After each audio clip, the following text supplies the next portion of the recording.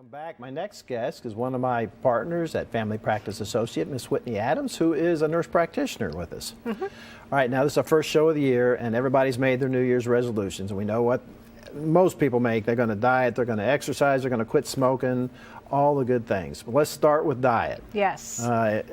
Obesity is a huge problem in Kentucky. Why and what to do about it? Well, interestingly enough, about a third of the American population is considered to be obese, so it's a growing problem, literally and figuratively. Obesity contributes to a lot of chronic health conditions, namely things like diabetes, hypertension, heart disease, high cholesterol. All of these things are somewhat diet mediated, so we can work on ways to control your diet, calorie intake, reducing saturated fats and fried foods. Knowing what your food intake is a great place to start. Educating yourself about what an appropriate serving size is. What's a healthy plate look like? All of those things contribute to achieving your health and wellness goals as you progress in understanding what your New Year's resolutions are going to be. And I tell people, you know, the first 3 ways to lose weight is diet and exercise, the second way is diet and exercise, and the third way is diet and exercise. Absolutely. There's also some help. Medicines, surgeries come into play. There are, and there's a lot now, a little bit better coverage with insurance companies because we know that obesity is such a problem and can contribute to health problems down the road.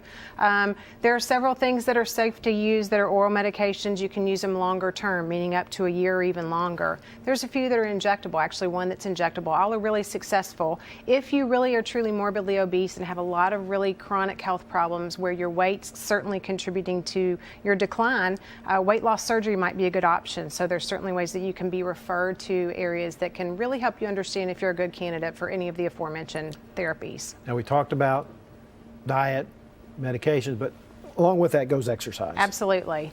The goal for all Americans is to get about 150 minutes of exercise every week, ideally spread out over about 5 days. Again, that's a goal. So when you're going to start an exercise plan, you certainly want to start slow, maybe 15 minutes, 3 days a week, increase that over time, and find things that you enjoy doing. Maybe it's that you like to swim or bike or take a walk. Anybody can walk in any setting and in any health level, quite frankly. Another thing to do, check with your insurance company because maybe they cover a gym membership and you just really hadn't asked the question. So a lot of companies are now beginning to do that a little bit better now. Is it a good idea or even necessary to see your provider before you exercise? Absolutely. Even if you're working to change your diet, start exercising, make sure that everybody's giving you the green light to go ahead and proceed with your plans, especially if you've got any of the chronic health conditions we've already talked about, like diabetes or high blood pressure or heart disease. Diet and exercise also works to reduce cholesterol. Why do you even care about cholesterol? Cholesterol is something that, again, that can contribute to development of atherosclerosis, which can cause problems with heart disease or stroke.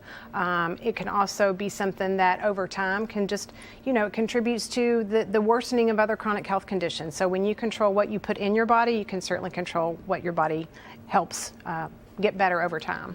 Okay, last thing, smoking. It's a big deal in Kentucky. Everybody starts out January, I'm going to quit smoking. Are there aids to help us do that? There are. There's a lot of community resources. Hypnosis. You can get prescriptions for the gum, the patches. There are other safe and effective medicines that you can talk with your provider about that are oral medications that are taken and again are very safe and effective for the majority of the population. So reach out to your providers, go to your doctor's office and see what might be covered and what might be appropriate for you.